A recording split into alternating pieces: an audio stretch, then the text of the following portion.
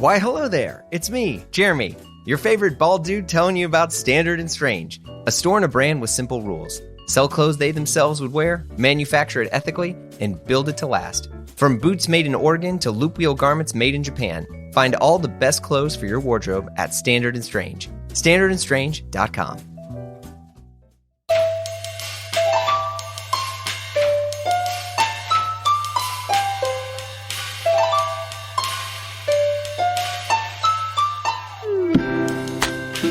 Hey folks, it's Blammo. I'm Jeremy Kirkland.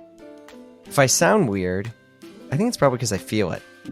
Oof. I just got back from New York, literally like a few hours ago. Always trying to keep these intros fresh, you know? So here we go. But dare I say this, I think I got a good thing going right now. Because I can go to New York and I can be an idiot trying to find a bathroom after I bought an overpriced cheeseburger, you know, stepping over bags of trash in the street, do a bunch of work, record, and then make it back for my daughter to tell me how much she missed me, only to snap on me later because I wouldn't let her eat dinner while she was watching TV. You know, all in a day's work here. You always stay humble when your day starts in New York and ends in St. Louis. There's a ton to unpack from that trip. Geez, stories galore. I promise I'll go over it more on the Triple J show soon. I got to head back even sooner, which is great. It's awful, but you know, it's great at the same time, and I'm very blessed to get to do this for a living. Speaking of blessed, and we're talking DJ Khaled, #blessed here. Side note, I do believe one day that we'll find out DJ Khaled is the 21st century Andy Kaufman, but that's a whole other story. I don't even know what I'm talking about.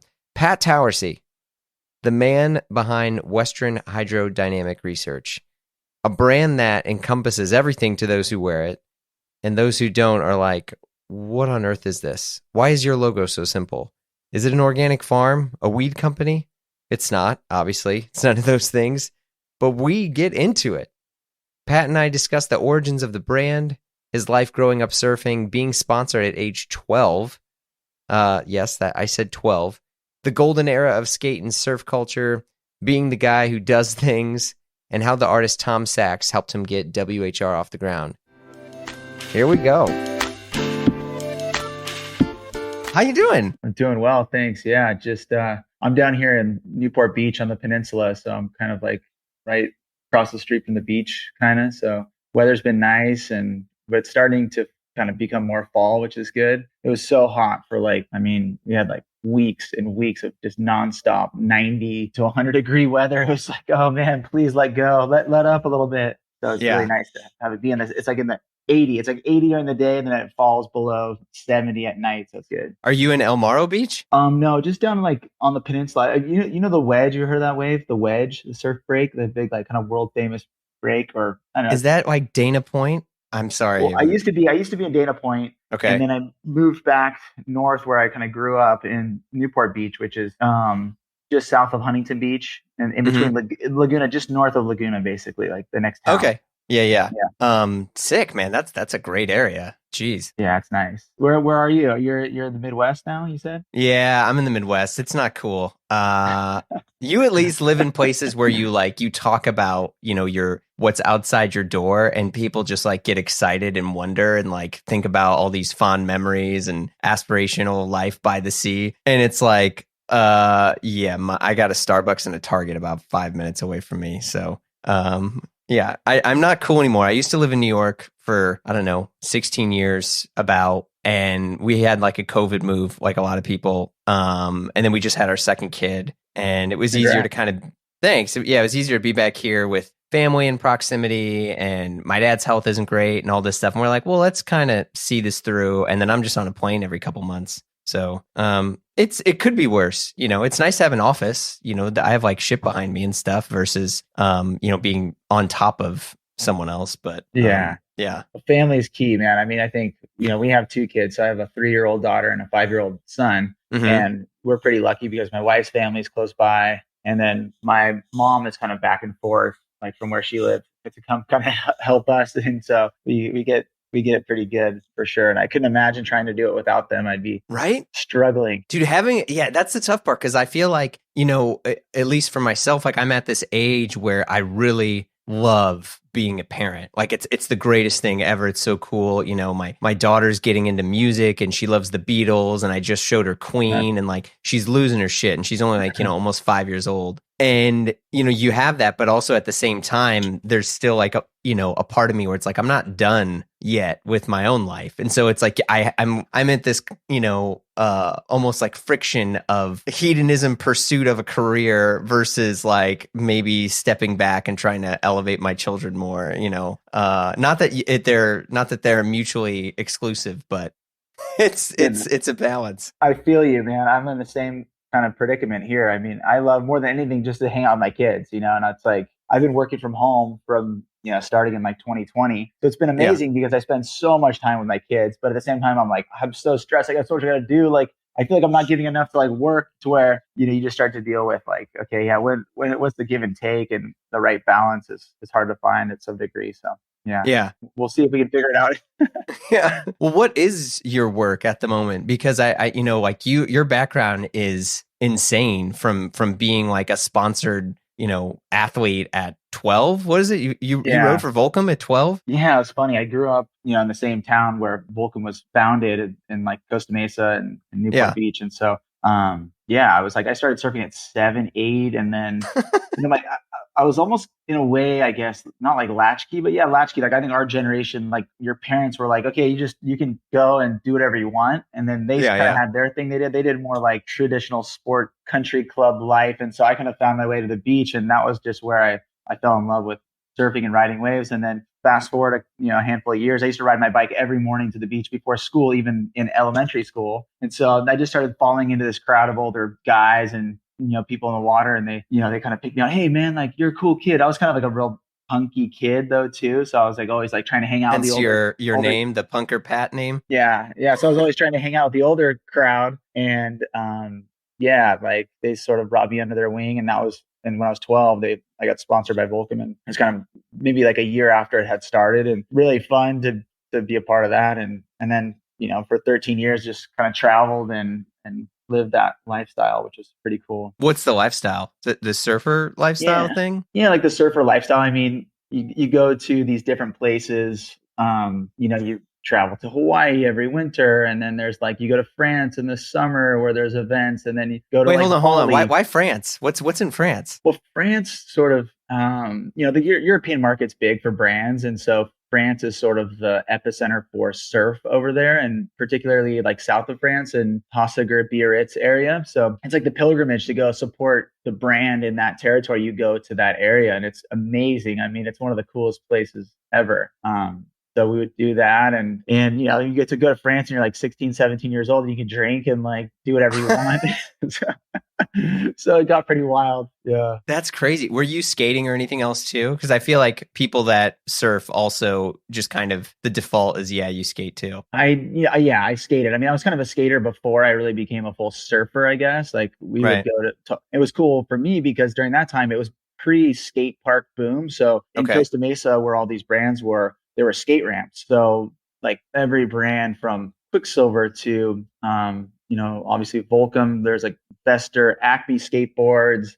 There were tons of these different places that had skate park built into their facilities. And so it's sort of for them a marketing opportunity as well as just a critical need for the community to have a place to skate. And so when I was a kid, I'd be bopping around like to all these different companies to skate their ramps and ask for free stickers and sort of just as in that whole mix, which was cool. And it's just a bike ride away for me. Like you just have your cruiser bike and you put your skateboard on the top and you got your backpack on and you just kind of ride through the Costa Mesa. And then sometimes like, we're trying to work, man, you got to beat it. So you're getting kicked out of a place because, they got to do work, but you just want to skate. And then you go find another place and they'll let you skate at that time. So, and were you also, so like, what's the life of a sponsored person like at that age? Because you also, you were sponsored, well, I guess still kind of are in a lot of ways for a really long time. Yeah. Yeah, it's changed a lot over the course of time. But during the 90s, early 2000s, you just sort of, you put a sticker on your board, you wore the clothes, you hung out with that particular group of people because it's kind of it's a real community too. Beyond just like a sponsored thing, you would be spending all this time with these people. Right. And so that was it. And then there was no like social media and all those things. So there was all through print magazines. So they would use you in advertisement, and you'd go down and visit the magazines and say hi and do all that stuff. And it was cool. It was a really fun, I think, golden era maybe for surf and skate and those communities, and snowboarding too was sort of taking off in that early 90s time. So yeah. How much do video games have to do with this? Because I feel like when you say like the golden era, I mean, I kind of grew up around, that in the Midwest when it had like trickled in, and, I was paying $30 for 411, video magazine, and, reading Thrasher and trying to make my own skate videos with like, DV cams and crap like that. But like then came video games, and then everyone, I don't know, like I just, my knees got so bad and crappy that I just was like, F it, I'm just going to be Andrew Reynolds in a video game. Yeah, I mean, that was, early 90s is sort of pre Tony Hawk video game and all that stuff. And yeah, I think the video game brought a lot more attention. X Games brought way more attention. And so the industry, it became much, I think maybe as a young person, you didn't really look at it like it was a business or an industry or anything like that. It was just a community of people you just loved the thing you did. And so I guess as it became more of this big industry thing, these brands became billion-dollar businesses. And so that was it. And that was also in part of that movement of the X Games and those video games and all those different pieces of the puzzle. But before that, I think it was that golden era because it was really just a magazine, and people used their imagination to sort of create what that world really looked like. Or they went to an event and they'd have these really cool, whether it's a surf contest, but I really liked going to the like skate events, not even like a skate contest. It would be like a skate like throwdown. And so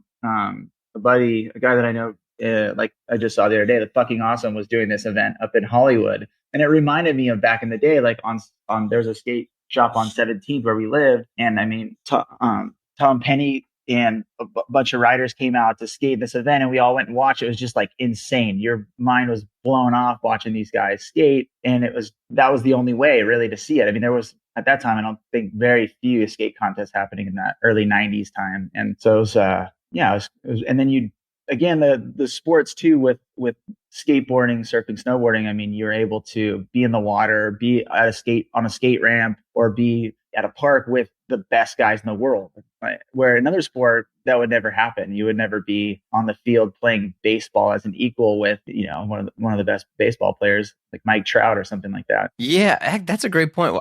Why is that? Like because it is a competitive field, but at the same time, you're right. Like if you're entering that, in most cases, you're not looked on as a threat or as competition. It's more of like, I don't know. Why do you think that is? There's just this mutual respect with everyone who's a part of the community or who loves to do that activity, right? So whether that's surfing, you're in the water with all these guys who are better than you, and you're a kid, especially when you're a kid, you just look up to all these guys, and it's really cool just to share the water with them.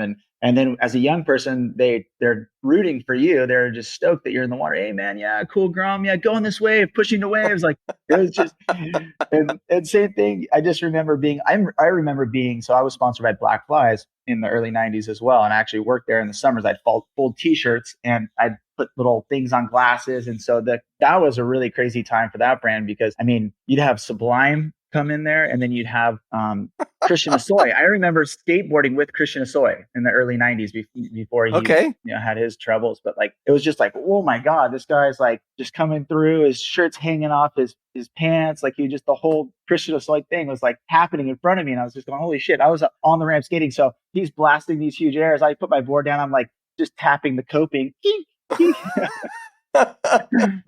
But it's cool because even then, though, he was like, yeah, man, right on. You're killing it. Like just encouraging and super cool. So that's, I guess, the sentiment in the community when you're a part of it and you're trying to participate and get better. Yeah. And you mentioned Black Flies like that. That's also a super specific era where I think because they were making sunglasses too, right? Wasn't that Oh no, like that was what it. they Yeah. were? Yeah, I mean they were the sunglass brand. I mean, like just huge. There was nobody bigger. It was like you got to have black flies. You got to have whatever board you're in, your workshop board or whatever it was at that time. But like that was it. Yeah, I mean they had like the microfly, and it was like, and it's funny because now Yeah. it's what's happening now in fashion with like eyewear in a lot of ways with the kids who are more on like the cutting edge who really want to have that 90s style. But there was a frame called the microfly, and it was just this barely covered your eyeball little thing, Yeah. and it was just like so funny. And then they had the number 5, which is another really good frame that was like bigger and chunkier, that was kind of based off of like what Easy E or somebody would wear like during that time. So but they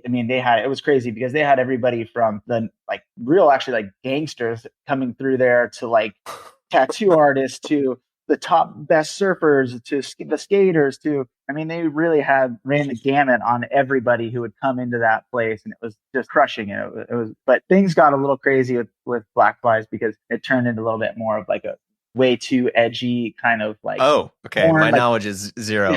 like it's turned into like more porn driven. But I mean, it's still a lot Oh, of the stuff. nice. All right, that makes sense. But a lot of the stuff they were doing was, it was cutting edge though. I mean, they had an advertisement in a surf magazine they placed, and they had a guy who had like fishing hooks like in his mouth and in his nose, and it was pulling on like all directions. It was just like, holy crap, this is insane. I mean, Yeah. Yeah, that was because and then you made your way over to Hurley around that time too. Cause like you were basically have been a part of every massive brand in terms of like a skate brand that also leapt out of that, athleticism world and into more like fashion, right? Like Black Flies, sure, that was a fashion brand too. Volcom, fashion brand. Hurley also became a fashion brand. Like how did that the Hurley thing happen? so from Volcom, I like spent this like year and a half. I was it was like a interesting time in my life. I was kind of going through some stuff, and I like had to retool my life and take a break from. I started partying too hard and kind of hit the wall just in life in my early. It was like when I was 2021. And then a little bit after that, I was like, came back. I was on my comeback trail, and I was sponsored by Billabong, and they picked me up, and I had a really good contract, and I was traveling and doing it. But I just, at that point, I was kind of growing out of wanting to be a professional like surfer, because at the time too, I was kind of done with competition. I didn't want to compete, and the thing would be to be a free surfer and be a photo video guy, which is cool, but there was just a lot of downtime. And at the end of the day, there was a lot of like just trying to get the shot. It was just like, come on, like throw your fins in the air, like do a big jump. And I started feeling like a kook. I'm like, I don't want to do this anymore, man. This isn't satisfying. So Yeah. I mean, I should have milked it for longer and like just had a side hustle going. But like, I ended up getting a job with Ruka. So Ruka was taking off at the time, and I was friends with the guys who started it, and so they kind of approached me to come work there. So I went and worked at Ruka for 3 years, and that was an incredible experience. They had like an amazing roster of artists and musicians and surfers and skaters and you name it, like all a huge, I mean, MMA fighters, and it was a really cool experience there. And Pat Towersey kind of helped mentor me and took care of me. And then at the end of that kind of 3-year stint there, they were sold to another company. That they were bought by Billabong. And so I was like, oh man, like I've kind of worked with these guys a little bit. I didn't feel like it was a fit for me. So kind of like during that time, Bob Hurley, who started Hurley, had approached me and said, hey, come work for Hurley. And I said, oh no, I really liked what I was doing at Ruka. And then he asked me again, and I was kind of like, all right, let's check it out. Let's see what's up. Nike owned Hurley, and it was, it was a big company, but they were doing some pretty cool things. And so I kind of went and checked it out, and it was a good fit for me at the time. So I transitioned to work there. And define work there. Like what were you doing? I mean, like I was always good. I mean, it's funny because I mean, I always sort of ended up making my own positions in places. I kind of like would swim upstream, and like I think for the most part, like you couldn't fire me maybe, but like I was definitely always flirting with the edge of like what is this guy doing? Like, is he doing anything? But like I was doing things, but because I mean, maybe I was hired to do certain things, but then I would just kind of fall into like, I like to create culture and community and bring interesting people. And that's kind of what I had always learned through my time in the industry or in life. And so I was hired there to do like more retail marketing, and I fell into this position. I was like, oh my God, it was terrible. I hated it. I was just like I had my boss. My boss didn't like me and like would just throw all this crap on my plate, and it was Oh, that's a terrible. great dynamic. Oh, Yeah. it was like so tough. And like, I mean, I love so many people there, but just my boss was not nice, like not nice. And so I sort of like just did what I do. And I just started like, all right, I'm going to like do Did you all quiet this other quit? stuff. Did What's you that? pre-quiet quit? Yeah.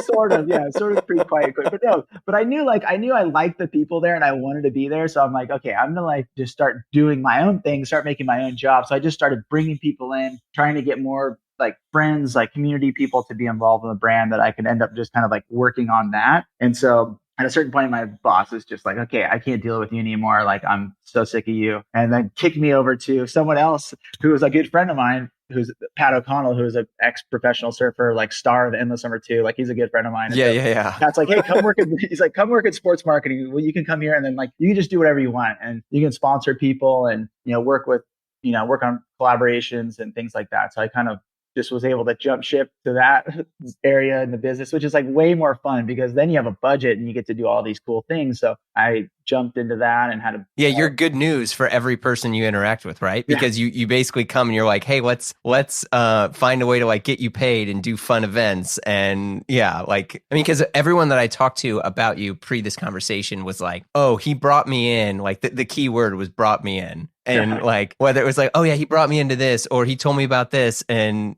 so like you were kind of this ambassador, right? Yeah, exactly. So that was, I mean, like I had a budget. I was able to bring cool people on board and do collaborations and all sorts of things. I had a ton of like, just like whatever runway to sort of create my own world. So I had an incredible time doing that. It was super fun. And we were able to do some great projects, and there was ROI for the brand. So I wasn't getting fired. I was, Oh, there's the marketing term, the ROI. There we go. The ROI was happening. So I was able to maintain my salary and stay employed. So it was, it was a fun run. So basically we were owned by Nike, which was awesome. Great parent company and killer benefits and all those things you want to help, support your lifestyle, your family. I got married, I had kids. Fast forward, then Nike sold Hurley at the end of 2019. Yeah. And I mean, I kind of caught onto it early on, and I was going, shit, what am I going to do, man? Like, and at the time, I had worked with Tom Sachs. I became friends with Tom through another friend, and I was like trying to get Tom to do something with us. And so we ended up finally doing something together in 2018. We made a project called How to Learn How to Surf. And we traveled to Bali, and we had this like incredible time, like just epic. I somehow pulled this off. Like we got like a budget, like what? We made a film called How to Learn How to Surf. It was really good. Oh yeah. It was great. And so then like my whole thing was, okay, I got that done in 2018. And then I said, hey, we need to tour this film in 2019. So we toured it, and we took it to Japan. We took it to Europe. We went to New York, Austin, Texas, LA. I don't know where else. I don't think we went anywhere else, but we had a great time touring it. And so we were like making another film when we were in Japan. We started making another movie actually. And that was like my next plan. I'm like, all right, cool. We're making another movie. So we're going to keep this party going. And Tom, though, at the time had seen that I'd been messing around with kind of my own like side hustle, little business that I, was not really business, just a project that I was passionate about, which was WHR and Western Hydrodynamic Research. And so he was like, you need to do your own brand. Like, you should just do it. Like, do it. And I'm like, I got kids and I got life things. I can't afford to do that. That sounds crazy. I've heard that conversation before. Yeah. Go on. So I'm like, no, there's no way I'm doing that. And then fast forward, the business is being sold, and I'm like, I know I'm on the chopping block. I'm like, I'm done, dude. So I was already trying to get jobs at other places and figure it out. And again, like Tom was like, hey, dude, come on, like just do your own thing. Like I'll help support you from behind the scenes and just advise you and all that. That's a huge cosign. Yeah, huge. I mean, I love Tom, and we're great friends, and I'm a huge fan of what he does, obviously. And so, yeah, that was a confidence booster, but I'm still, I'm like scared, like, oh man, like, I don't know if I can do it. And the way he didn't, also the caveat to that is like, Tom's like, I know you're kind of a fuck up, but I think you could maybe pull it off. so, so I'm like, Good talk, Dad. yeah, totally. So it's like, okay, shit, I gotta prove that I can do this. Right. And no one else is hiring me. I'm not. So I'm like, okay, shit. And then really, I was let go like in February of 2020 was when the official like axe Oh, came falling down. great time. Yeah. Nothing was happening around then. Yeah, minor, no big deal. There was like some news headlines that I was not paying attention to because I'm always like the glasses half full. It's gonna be cool, man. No, it's all good. Like some kind It's fine. It's It's whatever. a cough. Yeah, come on, dude, no big deal. And so I got let go in the February 2020, and so Tom was like right away. Tom's like, hey, I've got a big show at Isiton in Japan, and like I'll build you a section for your brand. Like, we'll put a window up. Like he had like 10 or 15 windows at Isiton. It was crazy. And then he had a huge, like a whole floor with all of his stuff. And he built me this like 10 by 10 space, and it was amazing. So that was all in the works, like starting in that, like, February, really, like maybe even just a little bit before that. Right. March, like the hammer comes down, COVID. I'm like, oh man, is this even going to happen now? Like, holy crap. I'm like working on like production, trying to figure everything out. Isiton, the coolest people there. I mean, there's Ken and Aya are these great people. And I had actually met them with Tom before too. So we had a relationship, and they were just super supportive through the whole thing. Like, hey, it's happening. We're going to figure it out. Don't worry. I mean, we're sitting here watching everything get shut down. Just like, oh man. And then I'm also thinking, oh man, am I going to be able to launch this brand? Kind of like, I mean, like I've already kind of been doing some stuff, but I mean, and so it wasn't, I just was hoping for that extra wind in the sail, like to just be like, yeah, okay, like this is a cool big moment. Now, like, let's go. And so things that ended up getting pushed to September, it was supposed to happen in, I think, June or something, or May, June, and then ended up getting pushed to September of 2020, but it happened. And in Japan, it was really strict about everything. Right. So you got to go there. We didn't go. No, we didn't go, but the event happened. And it was like super successful. And it was just amazing to see that come to life, and for me to see like, whoa, this like section of a brand that really just didn't even exist, right? Like it was just like this figment of my imagination basically. And like I had like an Instagram handle, and I had some product that I'd like kind of slaying, and I was like making stuff in my garage, and but to see it come to life like that was just like really inspiring, and like gave me hope to, and the win that I needed to kind of go, okay, like let's go, I'm gonna do this. So yeah, that was kind of attention. Do you even loop wheel, bro? Do you know what loop wheel garments are? Look, I actually didn't, honestly.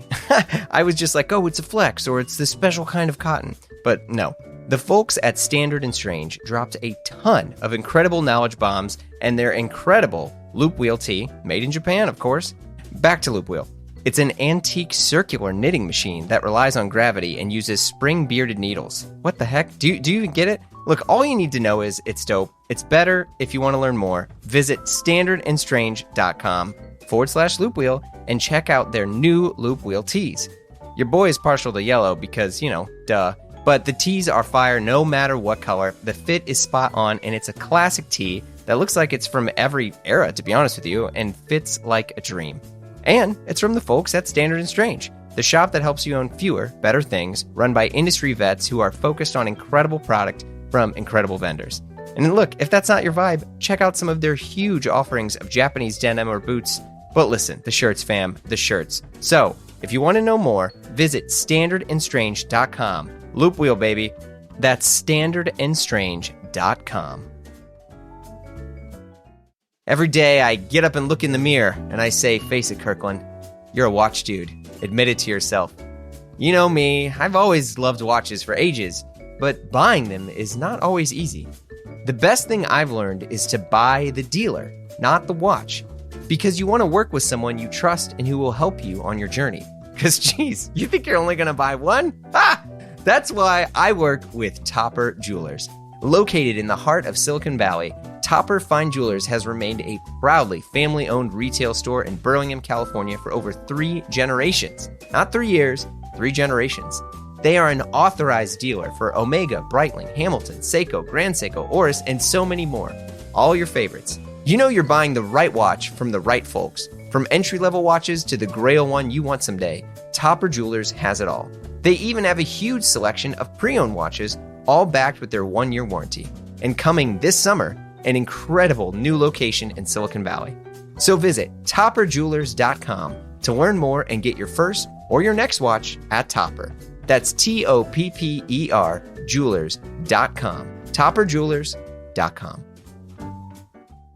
I mean, and that's the thing, because I remember seeing people wearing the hat you're wearing, the Western Hydrodynamic Research hat. And I thought, and please take no offense, I was like, oh, it's a weed company. Like, I thought it was like, I would read it as like hydroponic. And I was like, oh, sweet. It's like, it's a weed company. I was like, man, I love the font. I love that, like, it says everything, but it also says nothing at the same time. Like, it doesn't stick out and in a good way. And then I like read it again, and I saw a couple other friends with these hats, and I'm like, how did everyone get these hats? Like, what is this brand? And I don't know if this was intentional or not, but like in hindsight, it's got to be like everything you did was the right way to launch it, because it was there, but you couldn't really find it. You didn't really know what it was. Even the information, as I was kind of looking it up, I didn't know what it was because it was like somewhat cryptic. I was like, is this a surf brand? I was like, is this? And I eventually realized, and made more connections down there. But like in a good way, I had to work. to figure out what the hell you were doing. Like, it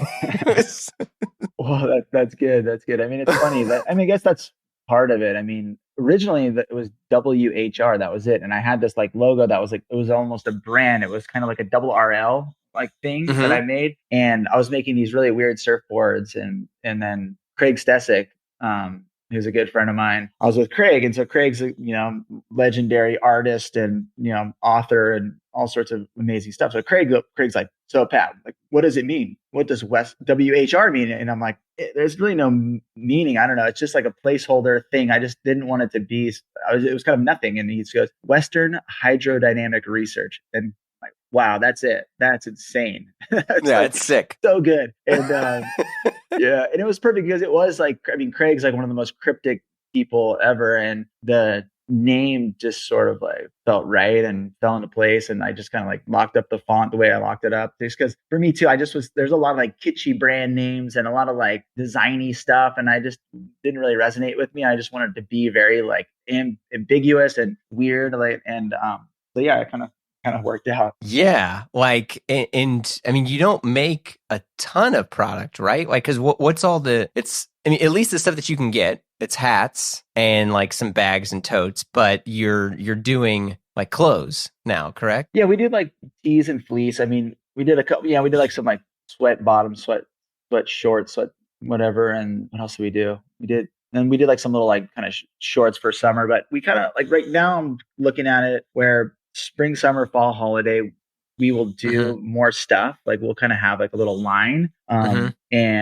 And then outside of those 2 seasons that we kind of do a drop with, we kind of just do things every month. And a lot of the stuff we'll do is like upcycled product. Like we just did the camo launch where we had like, take only pictures, leave only footprints. Like that was super fun. And we did like so much of tie-dye stuff. And my mother-in-law is like she's like one of the craftiest, most amazing people. She does all the hand chain stitch embroidery on the product. So, oh, wow. So we started doing that, which was fun. Because for me, I mean, honestly, like when I make stuff and if it doesn't sell, or like I make a t-shirt and it doesn't, it's like hurts me. I'm like, oh, like that sucks. Like just the impact of, I just didn't want to be a company because I've seen it. I've seen warehouses full of shit that's not going to sell, and just go wherever it goes. I'm not sure, but I just don't want to do that. And like, so being able to work with like upcycled products is rad because it's just really, there's no loss, there's no environmental impact. You kind of do something. If everything's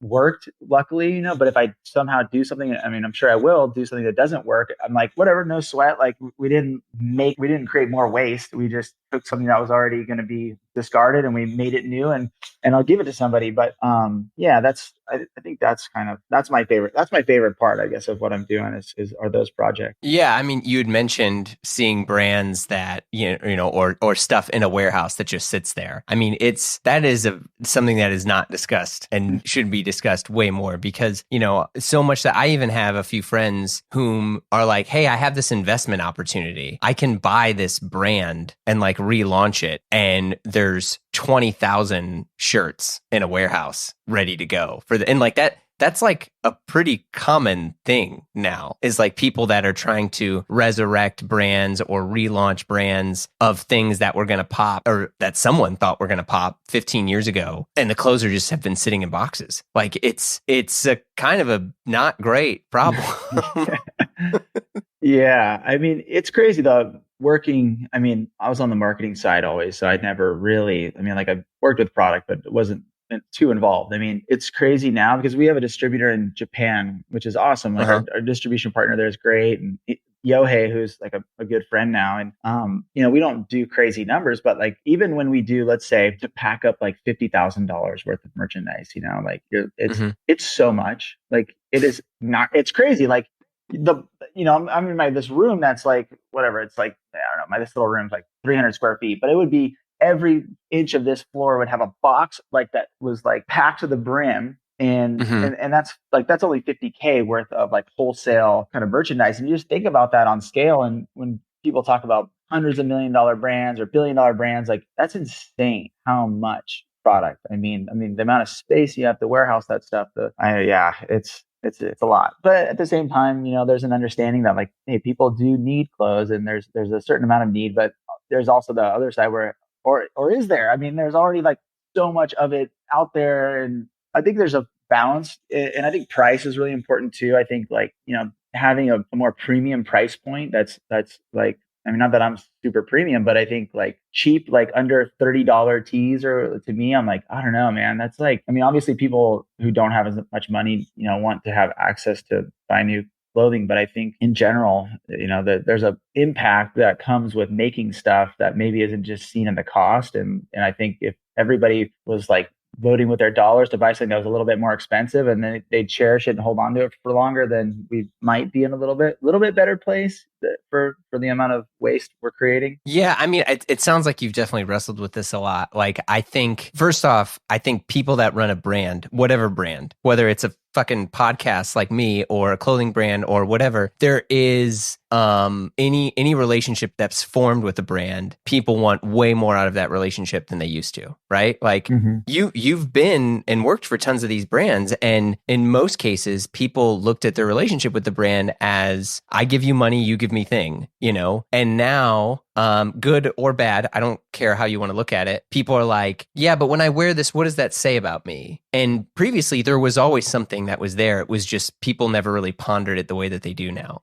Like you wanted to wear Hurley because you wanted to, look like a surfer or a rock star, or you were into Blink 182. Who knows? But like now it's like, well, I want to wear this, but I want you to know how I think about the environment, how I think about the world, how I think about politically, how I care about this, how I care about this. And in a way, I don't want to get canceled for saying this, but like in a way, it takes the work off of the individual to do on their own and forces it on the brand that they patronize. And in some senses, it's like you can just buy a shirt and wear the shirt and like the shirt and then behave in a way that causes you to do the work. Like if you care a ton about the unhoused and, then get off your ass and do something about it. Like you don't need to be like, oh, I wear this shirt and they give money to people that are, displaced of housing. And so I did it. And it's like, no, you didn't. You fucking bought a shirt, man. Like I get it.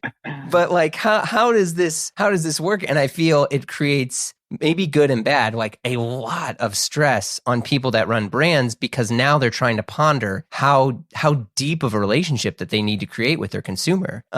It's interesting. It's very, very fascinating to me. I'm just curious how you think about that. Yeah. I think even for me, I talk about like our brand or this project, or it's really just me. I'm like my wife helps me do shipping and all that stuff, and customer service, and it's like supports me and me just being crazy. But like, I think just part of the thing that I'm working on, it's like an expression of those feelings. Just like the confusion and trying to work it all out. And because I don't want to be greenwashing and saying that I'm not causing any unnecessary harm to the environment. Hey, we all are.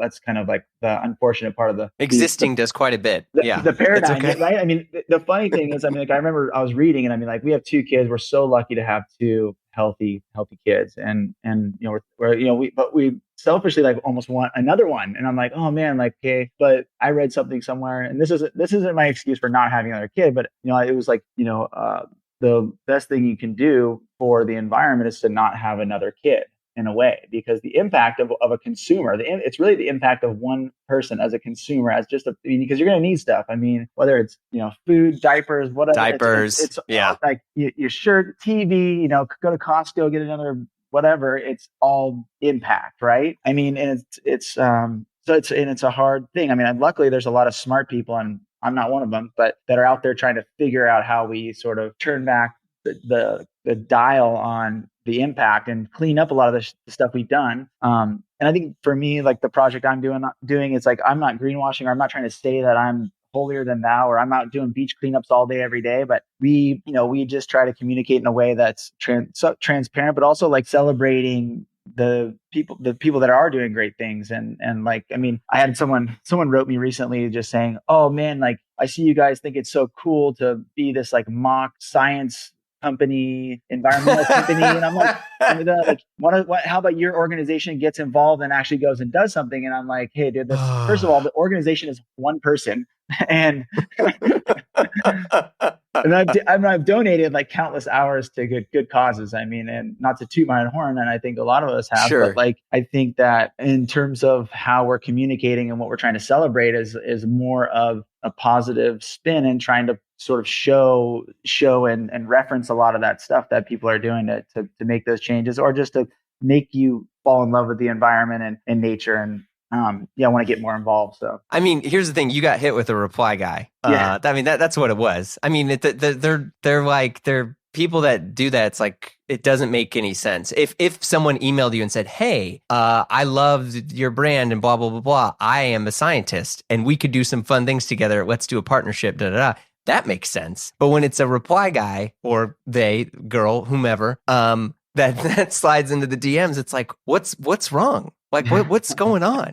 Like, people love to just reply, you know, and so I'm sorry that happened, but at the same time, it goes to show you that like what you're doing has reach. I think people that make brands or run them, you know, like there is a thing that like people that are running those brands like can't really brag about because it sounds really vain. But what a lot of brands do is they help people feel special. Like they help people feel like they're attached to something, you know, the same way, you know, me wearing, to jump on the Hurley reference, me wearing Hurley when I was in, you know, high school, because I wanted people to think of me as a cool person, and me wearing that shirt, even though it was just another piece of cotton, like that did something for me. Mm-hmm. But like, if you wrote on your website where it's like, buy my hats because they're really cool and you're going to feel cool too, people would be like, F this guy. But like, that's why I bought a hat. I was like, oh, that's cool. This hat's cool. I don't surf. I know nothing of surfing. I can barely swim. I don't even like the ocean, but I think the hat is cool. And it's neat that you have like, I don't know, like a nylon cord to close it. Like that's enough for me. Yeah. And that is the beginning and the end of my relationship with it. It's like, I just, you know, I think people can just also admit that they want to buy something because they think it's cool, versus like, I also do beach cleanup. Yeah. It's like, no, you don't. You live in St. Louis. And like, I think that's a good point. I mean, that's kind of part of how, when I look at what I'm doing, I try to take a couple steps back. I mean, obviously I've been super ingrained in like this culture, but I think the problem sometimes when people are too in it, that they communicate a certain way that isn't attainable, or like it's maybe it's not attainable, and it's not actually for the value of the product, or like what it looks like, or how it makes people feel. And I look at like a fashion companies, or things that like they appropriate all sorts of different cultural subcultures and things but they do a great job at it. 90s skate culture. Yeah, sorry, what did you say? I think, no, exactly. And I think at one level, I'm like, oh man, they do it better than the skate companies. But like, and I think there's actually something cool stylistically about stepping back and actually trying to like just pull the nuggets out of the culture and the things that are great references, and package it up in a certain way that people are like, oh, here's what it looks like on someone wearing it, and you know, put it into some different contexts that make people think differently about it. Yeah. I think, you know, and I think also to jump back a bit, like I think it is good for anyone that is in a position of power or prestige to look at how they can to help and benefit others versus, fuel hedonism and materialism. Like, I think it's cool that you feel convicted and you have some of these like questions and things that you want to do and do better. But, it's also, I'm sure a part of this is like, thank God I can now, find a way to like, take care of my fam and make cool clothes off of culture that you helped create and were a large part of for, I don't know, 30 years at least now, right? Like, I mean, so I think that's also great. I've tried to think of brands that are, I don't know, like what people would call as like a Cali surf brand or something. And I don't even know if that's a pejorative term, but like people that would refer to that, like, what is the brand that's doing that now? That's like a newer brand. I don't think there's really any other that I can think of other than you guys. I mean, Birdwell kind of relaunched and they've done some awesome stuff. I mean, love Birdwell, but at the same time, Birdwell is also a brand that has just been around for a long time. Like this, WHR is a new air quoting brand. Like it's, and I think that there's a lot of legs and a lot of excitement with it, especially considering the fact that, at least for me, the thing that I do want when I'm, buying a brand is like to kind of connect with the person who's behind it. And like, it's great that it's just you. I'm sure it's a pain in the ass when you're packing stuff. Terrible. It's terrible. Oh my God. It's a lot. It's a lot, but I appreciate that. I really do. And I think like in the same way, I want it to be inclusive, right? Like that's my main goal is to have it be inclusive and have someone that's in the Midwest and that is wearing it and feels like, yeah, I'm a part of this. It's celebrated and connects everybody, and it's not exclusive or core. I'm not like, whatever. Authenticity is one thing. And I mean, I think it's super important, and being authentic to who you are and how you communicate and where you're coming from. But at the same time, as like when you make something and it's for people, I think it should be inclusive. And as a brand, like your communication should feel like, I don't want someone to be like wearing a hat and then someone go, "You're a poser, bro." Like, that's so hard. It's like, no way, man. I got 2 kids. Yeah. Don't call me a poser. I'll try to be called. Someone will see me and be like, "You're a poser." I'm like, dude, I know, man. Like, I swear, it's just like, this is my brand. I wore it first, man. I know I'm a 40-year-old dad, but like, come on, take it easy on me. Yeah. Did you ever see that Bengals clip where the guy was like, "I'm 40. I'm a man. I'm 40," and he just like says it over and over again, and they're like, "This is a press conference for the team, sir." That's classic. That's classic. Yeah. Yeah. Do you see yourself getting into, because you saw what life was like at Volcom, at Hurley, at all these other brands, and how in a lot of ways their growth also became their demise. Like, is the goal to stay somewhat small? Yeah. I mean, I think for me, the goal is just lifestyle. I mean, as long as I can have my lifestyle that I like to live, and to just like, I don't want to have some mega brand. I honestly just don't think number one, I don't think I can do that. Like, I think I have a certain amount of potential where I can take it or what I can do. And it's something I want to do for the next 20 years. It's not something I want to do for the next 5 or 10 years and then sell, or I don't know. Like, and I, at some degree, I don't know. I wish I was more confident in saying like, oh, we could be the next like big thing, but I don't even know if it's if I could even do that. And number 2, I don't even think I would want to, I guess. But yeah, for sure. Like I said, I mean, it freaks me out when I see those like warehouses full of product. I don't think that's where I want to go. I mean, in my ideal world, I guess in my ideal world, we could at some point be more experience based, or like have a business model that's more like hybrid, where we don't have to actually be doing this weird thing where like we make a bunch of product, we bring it in, then we sell it, or I don't know. I think their product could be a component of it, but I think it would be great to have a like even lower impact thing that could help that we could run. I don't know. But I definitely don't want to have like some $100 million company that I don't have any more hair to lose, man. Yeah, I know that feeling. I have hair falling off my face now too. Seriously. I mean, the stress of kids and everything. I was like, I used to have a mustache, and my wife was like, "You got like a bald spot on your face." And I was like, "Holy shit." It's like I got hair falling off my face now.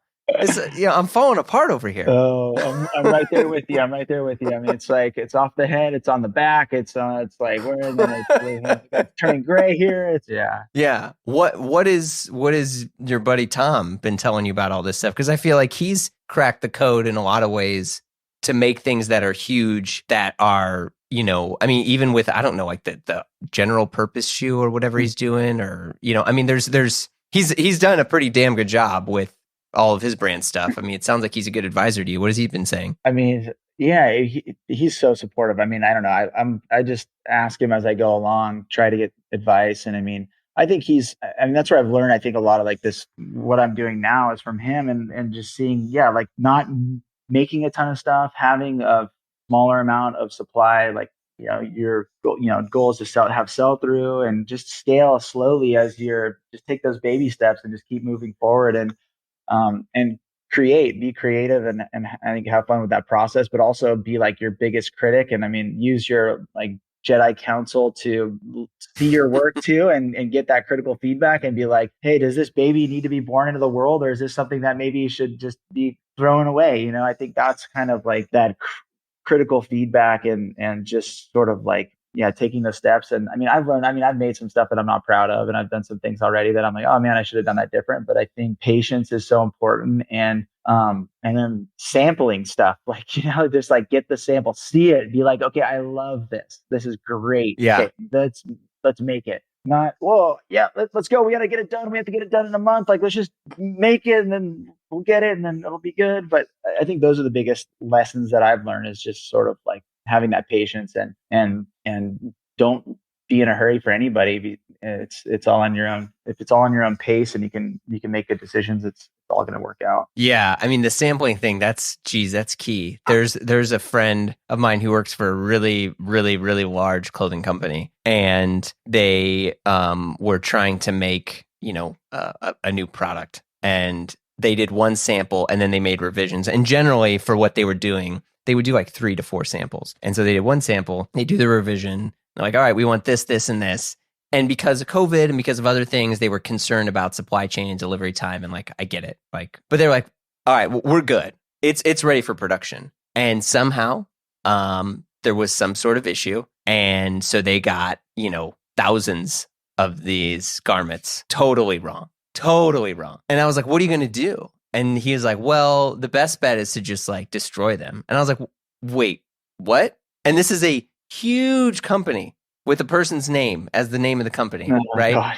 And they're like, yeah, we're just gonna destroy it. And so their solution was to go send it back, or and then just burn it all. Oh. And I was like, can you at least like sell like the scrap? And they're like, no, it has our name on it. I was like, can you rip out the thing? Can you donate? Like, because it wasn't even that. Like, I mean, the fabric that they used was amazing, but it was just that the fit and some details were incorrect that would have thrown off the style. Yeah, and he was like, "Oh yeah, to their specifications." I mean, that's the thing. I think the coolest thing I saw recently was Sky High Farms Balenciaga, and I think I think the way of the future is even for me. I mean, like, I'm so small. I'm like, dude, and I'm actually doing a project we're launching next week with Reigning Champ, and they had a bunch of like blemished, like messed up fleece that they're like, hey, like, we're not going to sell it.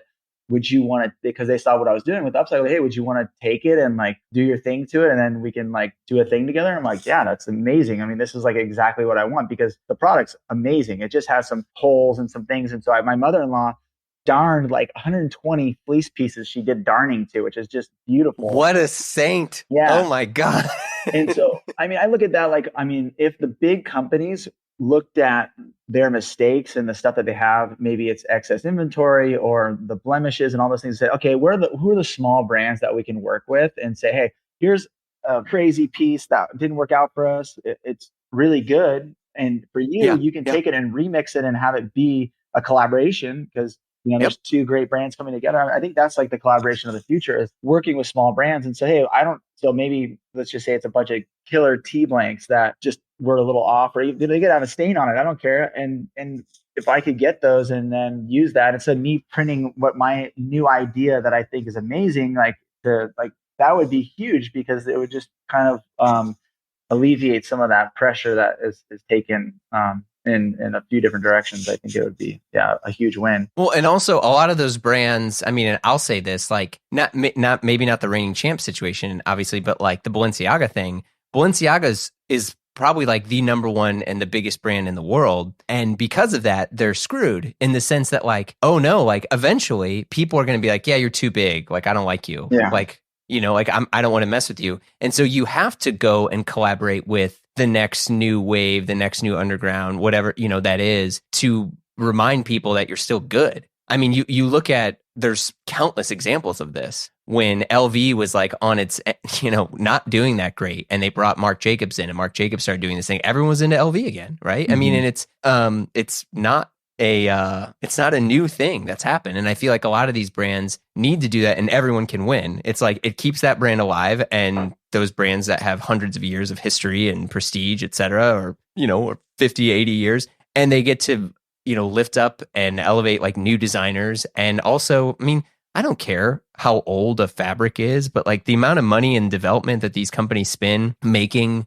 killer product, you know, like find a way to use it all. Like Eileen Fisher actually does a pretty crazy job of it, but she doesn't get a ton of attention because she's not, you know, I don't think she's ever really been considered like a high fashion brand or anything. But like so much of their business for like decades now has been about, you know, air quoting sustainability here, and like reusing stuff, and like having people sell their clothes back to them and using that stuff like that. I think that's genius, and it's definitely the future for sure. That's cool. Yeah. So this is a roll call to Levi's, Double RL, Louis. No, Gucci. You're exactly right. Let's do this. Go ahead, slide into the DMs, man. Let's go. Let's see the WHR, you know, Double RL smash together logo. Like I'm down for that. Yeah. Ralph, come on.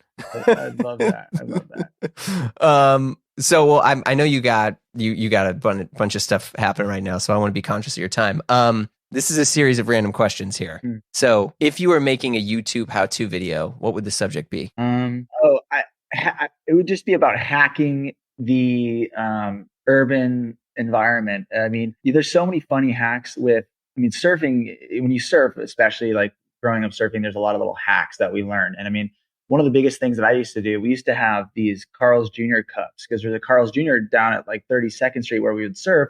So you have a Carl's Jr. cup, but you got it was free refills, right? So we would just hammer the free refills for weeks and weeks on it until your cup was like just corroded and barely held together. Oh, all that wax you're drinking. Yeah. So like, I think it would be about those hacks, because I love like those, like, I mean, but I think it's really cool because it's like you're just living off the fat of the land that like what society's put on your doorstep here. You know, there's no stream sufficient, so you got to go. You know, go fair. Go to Carl's. I mean, we used to bum change. I mean, that's a hard thing now, because like bumming change is probably impossible. But when we were kids too, we used to go and bum change, and like, hey, I got to get a ride home. Could you give me a quarter? Like, wait for the people to come out of the store, and then we'd use that money and we'd go buy.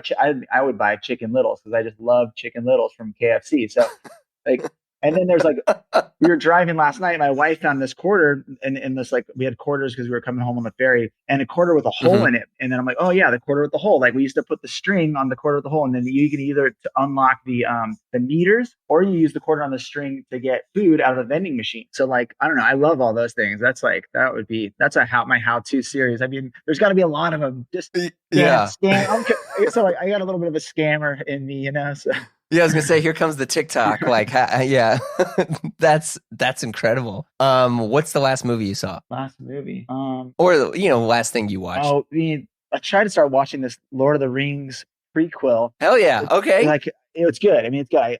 I started falling asleep. The other thing, I was like, I watched. You started falling asleep. It's good. No, okay. It's good. I mean, but I'm tired. Like, I go to bed at 9:00, so I'm like out. But it was good. And then I watched Game of Thrones. That prequel, the dragon thing, but I thought it was House of Dragon. It was a little weak though in my book. I don't know. They're too precious with the characters. They're not like in the beginning. Game of Thrones at the beginning, they would just like kill somebody off, like you were invested in them, and just boom. And they haven't really done that. Yep. So I'm like, it's kind of weak. I mean, I watch too much TV. It's embarrassing. I shouldn't even be talking about that. But yeah. Have you watched Andor? No. What's that? Watch Andor. Andor is I don't know if you saw Rogue One, but a lot of people loved that Star Wars movie, and it was like basically like how they got the plans for the Death Star. It's supposed to be like the prequel to New Hope. Andor is the prequel to that, but it's Diego Luna. who does I think it's Diego Luna. I might have to double check here. Yeah, okay, it's Diego Luna, and it's like him. It basically the premise is it is a Star Wars show that is very much for adults. Like it's a spy thriller, and it is. I think it's also the first Star Wars IP that ever used the word shit in it. Like there's like I mean it's like serious stuff that happens, and it's Tony Gilroy wrote it. He also did like Michael Clayton, which a lot of people like love as like a super underrated movie. I mean it's great. Like it's not like lightsabers and Mandalorian and like Baby Yoda and like characters that become toys. This is like people that work that are like going to bars and freaking out over credits. It's like it's very much like that's amazing. Yeah. It's really, really good. Right. I'm traveling, so I'll put that in there for sure. Okay, and then what's a movie or a book or album that when someone mentions you feel they understand you? I mean, let me think. There's a book, The Power of One, that here's my mom read it to me, and it's just an incredible book. It takes place in South Africa. Rice Courtney wrote it. I mean, it's it's just a story of a young boy who kind of like has this coming of age tale. I don't know. It's a really, really good book. And it's kind of like a Tuesdays with Morrie sort of thing. Are you checking it out? Like, yeah. I just pulled it up on Amazon. Yeah, it's although I shouldn't say Amazon. I pulled it up on Goodreads, which is an Amazon-owned property. Son of a bitch. Barnes and Noble. Yeah. Okay. Yeah, it's really good. I mean, I don't know. It was like my mom read it to me, and like I read it again later on. It's like it's a great. Damn. Okay. Dude, thank you so much for your time. I know you got so much stuff going on. I really, really appreciate you chatting with me. It was great meeting you, and hope to talk to you again soon. Jeremy, cool, man. Thank you. All right, I'll see you later. Legend of a dude, right? So cool. You've been listening to Blammo. We're edited by Amar Lal, and our music is by Breakmaster Cylinder. Last but not least, we're produced by Blammo Media. If you like this show, tell a friend. Give us some good vibes. You can follow us on social media at Blammo Podcast or send us an email at info@blammopod.com. Plenty of other shows to dig into. If you want more Blammo, you can check us out at patreon.com/Blammo, where we have our exclusive Slack group. We got the Triple J show, Blammo Presents Derek Guy, and tons of other goodies in there. So check it out.